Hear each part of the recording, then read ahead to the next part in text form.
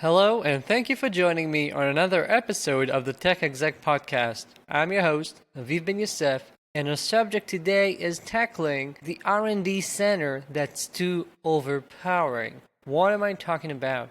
If you've been listening, I seem to have a repeating motive of discussing the subject of us in the tech world, especially tech executives, not holding enough sway when it comes to our company. We do not have the ability to stand upstream when it comes to the position where decisions are being made, and so are handed over things after they have been decided, as an example. But today I'm taking a different take, and I'm going to discuss an issue that happens in an opposite kind of situation, and that is that we do not comprehend the amount of power that we, as in R&D, have in startups, in tech.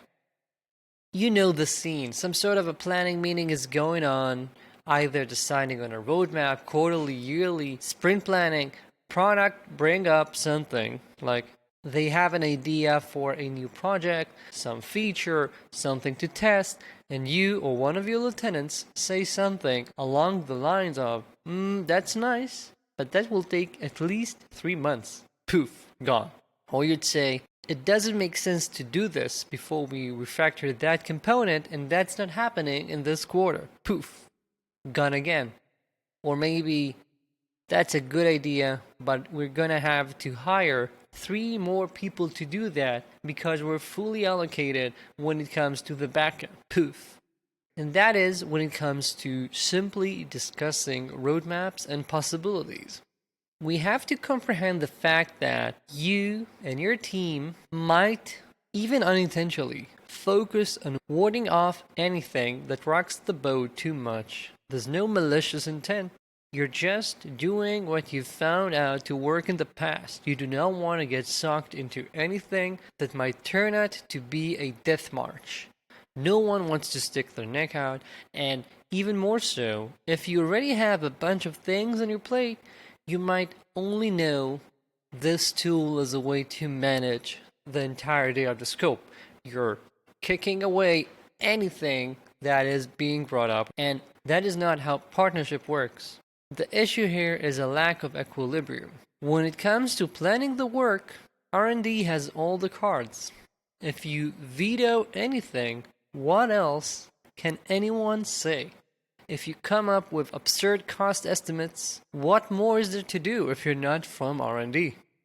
And the ability of changing your mindset, and so when you are discussing this, you should, put down your engineering hat and put on your leadership hat and start thinking about trade-offs, ROI, business priorities, and that's the kind of mindset that you want to be holding when you're discussing this kind of stuff. It might take some training and effort because you've been inculcated into treating these differently, but all that you have to keep in mind is that these kinds of discussions are simply where your partnership must shine. You must openly discuss how things are connected, how one thing affects the other, and rather than being in automatic warding off mode, you want to enable discussions, thinking, and massaging the work together so that you come out of it all together as winners.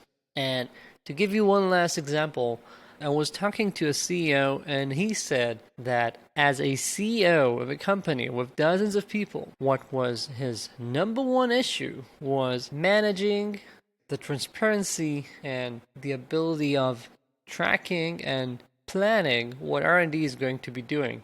Because he felt like he had no transparency, he had no visibility into what was going on. He was able to give them a roadmap once every 3 or 6 months, and at that point, his control was gone. He did not really get updates in a way that allowed him to understand how things were going, because at least in the way that he interpreted it, when updates were given, they were either in a resolution that he did not care. He doesn't care about, a feature, a bug taking 2 days longer when we're talking about his scale of doing things.